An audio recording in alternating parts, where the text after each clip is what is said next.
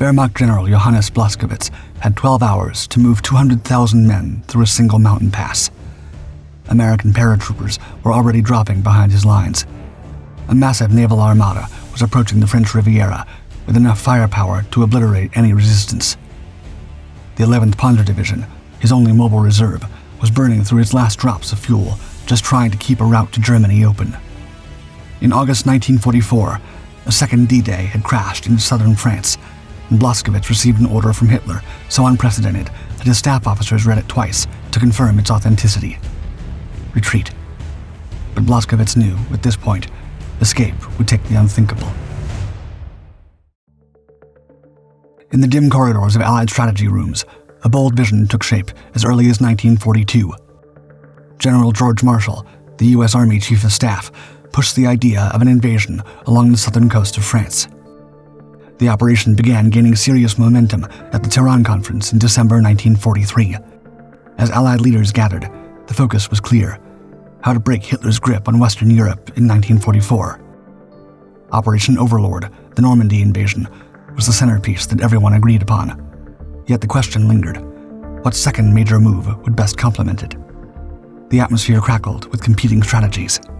British Prime Minister Winston Churchill insisted that the Allies should expand their efforts in the Mediterranean, particularly targeting the Balkans. By cutting off Germany's access to oil fields critical to their war machine, the Allies could cripple the enemy's fuel supplies. More than that, Churchill saw a chance to check the Soviet advance sweeping through Eastern Europe. But standing firmly opposed was Supreme Allied Commander General Dwight D. Eisenhower, backed closely by President Franklin D. Roosevelt. They favored a direct assault on southern France, an operation then codenamed Anvil. Roosevelt, mindful of his upcoming 1944 election and wary of overextending forces, resisted any major diversion to the Balkans. The balance shifted decisively when Soviet Premier Joseph Stalin threw his weight behind Roosevelt's plan. Stalin viewed Anvil as vital to coordinating a two-front squeeze on Germany. The operation was elevated to supreme status, with Allied planners warning that, quote, nothing must be undertaken which hazards the success of these two operations. Yet Churchill argued passionately against Anvil, citing the costly stalemate at Anzio as a warning. Meanwhile, logistical realities tightened their grip. The massive demand of the Normandy invasion required nearly all available tank landing ships, making it impossible to support two simultaneous amphibious operations. With anti-shipping shortages and political opposition mounting, Anvil was quietly shelved. The dream of concurrent landings was abandoned.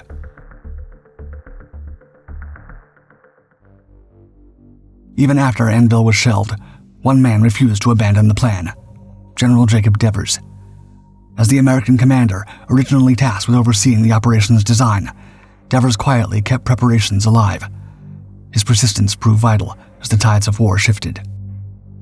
The summer of 1944 brought dramatic change. Operation Overlord had secured a foothold in Normandy, but the Allies soon realized that the supply bottleneck there was tightening dangerously. The ports captured in northern France couldn't keep pace with the growing demands of an expanding front. This logistical choke point threatened to stall the entire Western campaign. Meanwhile, the Allied navies had finally gathered enough landing ships and shipping capacity to attempt a second amphibious assault. French generals loyal to Charles de Gaulle's Liberation Army added their voices to the call, insisting that French forces had to play a central role in freeing their homeland. Churchill remained adamantly opposed. Even as Eisenhower and Roosevelt pushed the plan forward, Churchill derided the operation as a reckless distraction. Remarkably, less than 2 weeks before the planned landing, Churchill proposed shifting the invasion to the coast of Brittany, hoping to redirect Allied efforts entirely. But American resolve was unshaken. Backed strongly by Roosevelt, Eisenhower carried the day with the combined Chiefs of Staff's authorization on July 14th. In a symbolic nod to Churchill's bitterness over being forced to accept the plan, the operation's name changed. On August 1st, Operation Anvil became Operation Dragoon, a name said to reflect Churchill's feeling of being dragooned, that is, pressured against his will. But regardless of the name, the goal held firm: strike from the south to squeeze the Germans between two fronts. The stakes for Operation Dragoon were clear: capture Marseille and Toulon, France's vital southern ports, to relieve the crippling supply squeeze strangling the Allied push through Normandy. Opening this new front would hammer German forces from the south, forcing them to fight on multiple axes. Allied planners, scarred by brutal fights at Anzio and Omaha Beach, approached Dragoon with calculated caution. They chose a landing zone on the Var coast, east of Toulon, specifically avoiding terrain where the Wehrmacht controlled commanding heights. The plan unfolded as a multi-domain assault. First, a sweeping air campaign would isolate the battlefield, striking bridges, railroads, traffic hubs, airfields, and communication lines deep behind German lines. Naval gunfire would soften coastal defenses, with Vice Admiral Henry Kent Hewitt's Western Naval Task Force, featuring American battleships Nevada, Texas, and Arkansas, the British battleship Ramillies, and the French battleship Lorraine, delivering sustained bombardment. On land, the attack would be led by the U.S. 7th Army under Major General Alexander Patch. The main strike force, Major General Lucien Truscott's 6th Corps, would land 3 battle-hardened infantry divisions across the Var coast. The 3rd Infantry Division, veterans of North Africa, Sicily, Salerno, and Anzio, would take Alpha Beach near Cavalier-sur-Mer under Major General John W. Iron Mike O'Daniel. The 45th Infantry Division, the Thunderbirds of Oklahoma and Colorado, would hit Delta Beach near Lemoy and Saint-Tropez. The 36th Infantry Division, made up of Texas National Guard units, was assigned to Camel Beach near Saint-Raphael. To blunt any swift German counterattack, an improvised airborne force centered on the American 517th Parachute Regiment and the British 2nd Parachute Brigade Group would seize key high ground inland. Meanwhile, elite commando units planned targeted strikes on offshore islands to neutralize German artillery threatening the beaches. Once the beachhead was secured, French Army B, soon to be redesignated the First Free French Army, under General Jean de Lattre de Tassigny, would land in force, bringing hard-earned experience from the Italian campaign. The German forces waiting in southern France were a shadow of their former strength. Army Group G, under General Johannes Blaskowitz, was stretched thin and far from a priority in the sprawling German war effort. Over the years, its best troops and equipment had been siphoned off for more urgent fronts, leaving behind a patchwork of weakened divisions and worn-out gear. As the Allies hammered the Normandy front, Field Marshal Gunther von Kluge relentlessly pulled reinforcements from Blaskowitz's command. One telling example came just days before the Dragoon landings, where an entire tank battalion from the 11th Panzer Division was stripped away to shore up defenses against the Normandy breakout. This left Army Group G with 11 divisions that were under strength and fragmented. Many soldiers were second and third rate, ranging from wounded veterans pressed back into service to Volksdeutsche recruits from Poland and Czechoslovakia. Mixed in were Ostlegionen, Soviet prisoners and conscripts whose morale was notoriously fragile. The weaponry told a similar story of decline. The Germans made do with a jumble of outdated and foreign-made arms: French, Polish, Soviet, Italian, and Czech rifles, mortars, and artillery. 4 divisions were static, lacking any meaningful mobile capacity and locked in place. The only credible mobile force was the 11th Panzer Division, led by General Venn von Wiedersheim. When intelligence had picked up signs of the Allied plans, Blaskowitz ordered this division east of the Rhone by August 13th, bracing for the expected landing. Blaskowitz knew his forces were outmatched. He quietly planned an orderly withdrawal to a defensible line near Dijon after destroying key ports.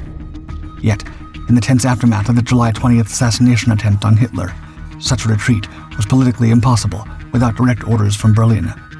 Orders that would never come in time.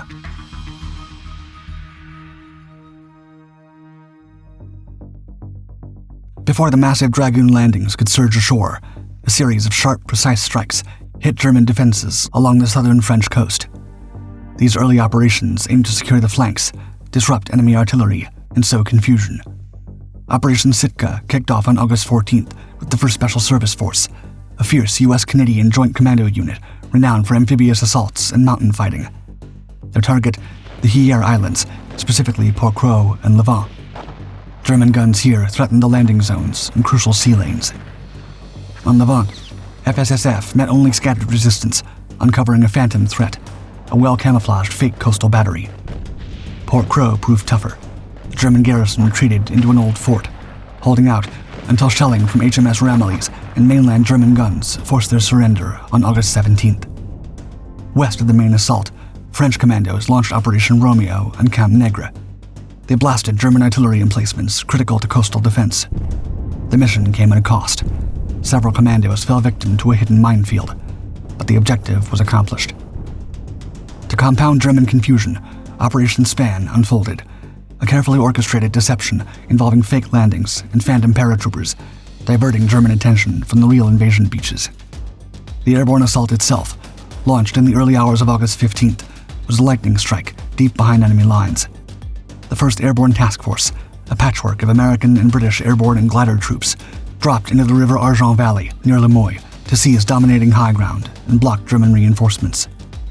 Fog and low clouds scattered many paratroopers far off target, landing some 10 to 15 miles away. Yet the British rallied, capturing villages like Le Metan, La Motte, and the crucial Netterby River Bridge, securing high ground around Le Moy's east and north. American paratroopers secured positions west and south of the town. The 550th Glider Infantry Battalion struggled to seize Le Moy, but succeeded with reinforcements the next day, capturing 700 German prisoners. The 1st Airborne Task Force quickly consolidated its hold, weathering counterattacks with relatively light losses, 104 fallen, including those from glider and parachute accidents. Behind the scenes, local French resistance fighters emerged, sabotaging roads and bridges, choking off German movement.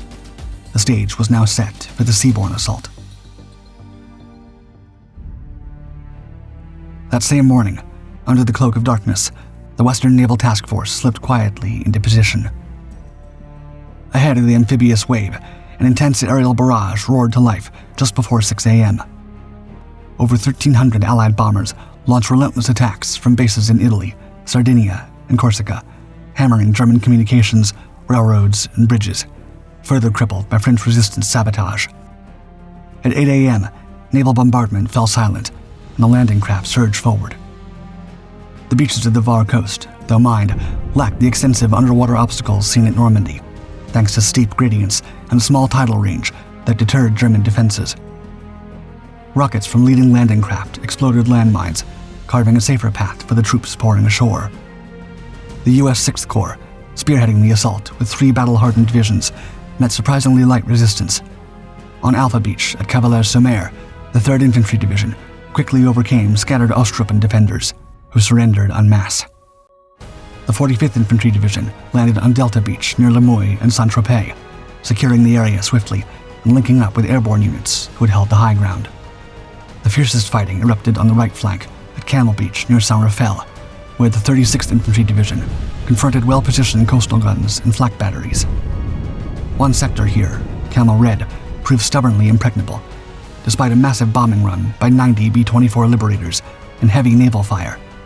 Landing craft couldn't approach under the withering resistance, forcing commanders to pivot to Camel Blue and Camel Green, where troops came ashore unopposed. Even then, the tank landing ship USS LST-282 was struck by a guided Henschel HS-293 glide bomb, fired by the elusive German bomber wing KG-100. 40 lives were lost in the rare precision strike. Still, casualties across the invasion remained remarkably low. 95 fallen, 385 wounded, a testament to overwhelming firepower and careful coordination.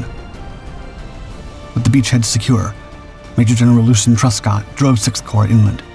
French forces soon began landing as well, preparing to pivot west toward Toulon and Marseille.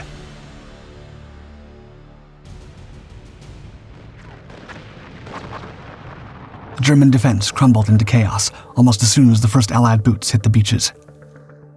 French resistance sabotage had severed key communication lines, while relentless Allied bombing shattered radio relays and command posts.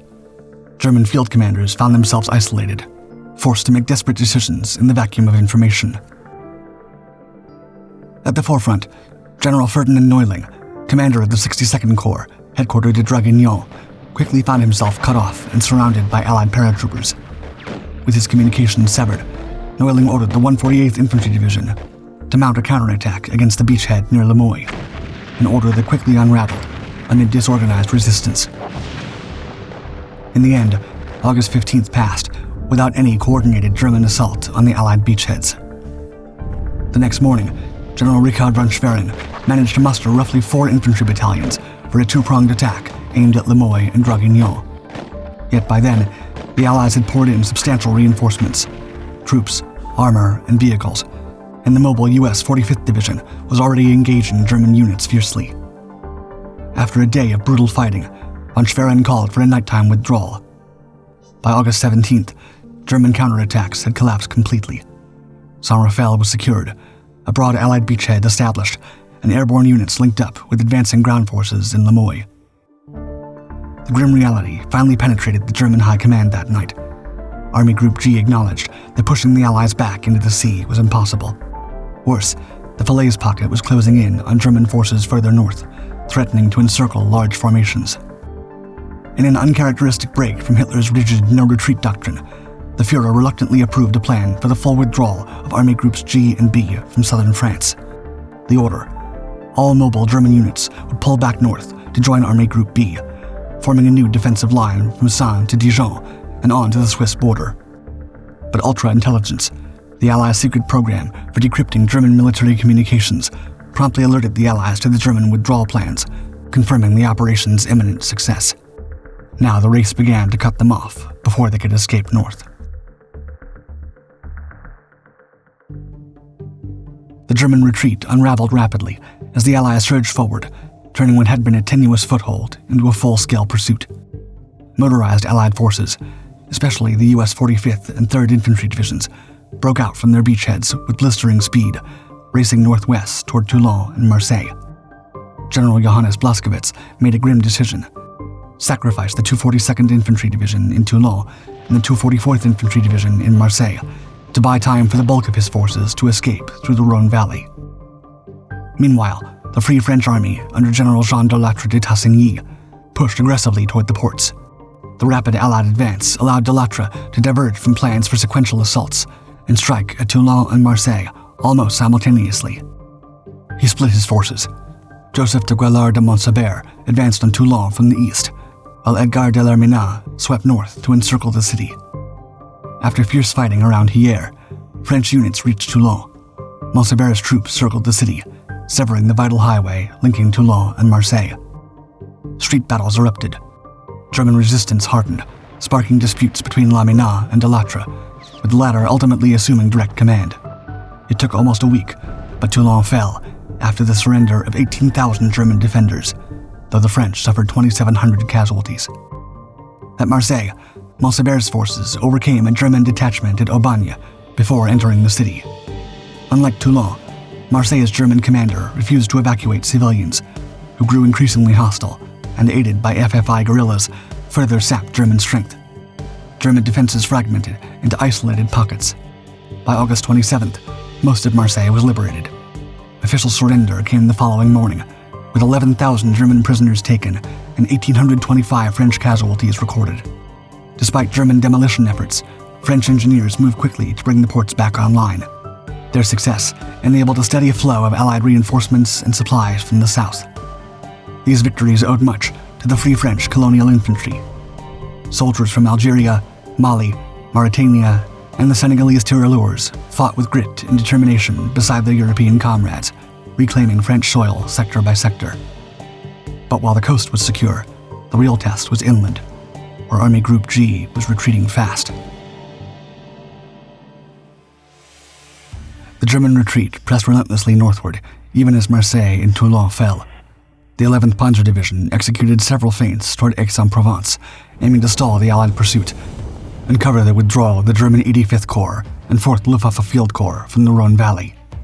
Crucial intelligence changed the game. Thanks to decrypted German radio transmissions, Allied planners uncovered a wide-open flank east of the Rhone at Grenoble, created when the 157th Infantry Division retreated toward the Alps.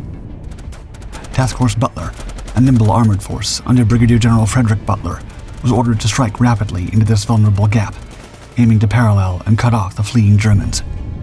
Under revised orders from Truscott, who judged the force too weak to stop the entire German force, Task Force Butler seized hills north of Montélimar, a small town sitting astride the enemy's evacuation route. From this vantage, they shelled the withdrawing German columns, assisted by French resistance fighters sabotaging roads and harassing rear guards. German command was jolted. The 11th Panzer Division, led by Ben von Wiedersheim, rushed in to counterattack, joined by ad hoc Luftwaffe battle groups. Their initial assault temporarily cut Task Force Butler off from resupply, but the success was fleeting. Over the following days, reinforcements from the 36th Division arrived. Yet shortages and manpower limits prevented a full blocking attack. Task Force Butler was dissolved. Major General John E. Dahlquist took direct command. Despite the arrival of more 11th Panzer tanks, Dahlquist's assaults on Montélimar stalled. German counterattacks gained ground and captured some American operational plans, but failed to dislodge the defenders from their hill positions. The front devolved into a grueling stalemate of attacks and spoiling actions. Dahlquist's forces were frequently pressed from both front and rear, nearly surrounded. On August 26th, a frustrated Truscott came personally to Dahlquist's headquarters, intending to relieve him, but upon seeing exhausted troops and forbidding terrain, he withheld the order. By August 28th, the majority of German troops had slipped through the gauntlet, leaving behind a scorched trail of 4,000 burned-out vehicles and 1,500 fallen horses. Montélimar fell to the Allies on August 29th, and all remaining German defenders surrendered. The battle cost Germany 2,100 battle casualties and 8,000 prisoners, while American forces suffered 1,575 casualties, an intense, hard-fought clash that narrowly missed turning into a decisive engagement.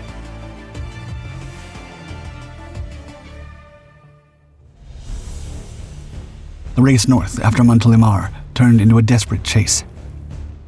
The U.S. 6th Corps, supported on its flank by the French 2nd Corps, pushed hard to cut off the retreating Germans before they could regroup near Dijon. The Germans fought to protect their escape route, relying heavily on the mobile 11th Panzer Division to shield their withdrawing forces. By September 1st, the 45th Division bypassed German defenses to capture Meximieux, striking at the heart of the German retreat. However, the 11th Panzer Division counterattacked fiercely, inflicting around 215 American casualties and destroying tanks and vehicles, underscoring the stubbornness of the German resistance. Meanwhile, the main body of German troops continued their withdrawal through Lyon. When the 36th Infantry Division reached Lyon on September 2nd, the city was already ablaze from battles between the French resistance and collaborationist forces. The following day, Lyon was liberated, capturing 2,000 German soldiers, that most retreating forces had already slipped through. The Allies made one final attempt to trap the Germans in a pincer movement toward Bourg-en-Bresse, involving the 45th Division and the 117th Cavalry Squadron, a remnant from the earlier Task Force Butler. While the 45th Division failed to break through near Bourg-en-Bresse, the Cavalry Squadron found early success, seizing Montrevel and Marbeau to the north. But their victory was short-lived. The 117th found itself nearly annihilated after being surrounded by the 11th Panzer Division, which reopened the German escape corridor. Skirmishes kept flaring, but neither side could decisively break the other. The Germans could not stabilize a solid defense line, while the Allies failed to deliver the knockout blow. Then, on September 10th, forward elements of 6th Corps met General George Patton's Third Army near Dijon, closing the gap and creating a continuous Allied front stretching from Switzerland to the English Channel. This link-up sealed off the southern German retreat. General Truscott aimed to drive through the Belfort Gap and finish the campaign, but on September 14th, Allied High Command called a halt. Army Group G had escaped destruction and dug in along the Vosges Mountains, forming a solid defensive line. With that, the rapid momentum of Operation Dragoon came to an end.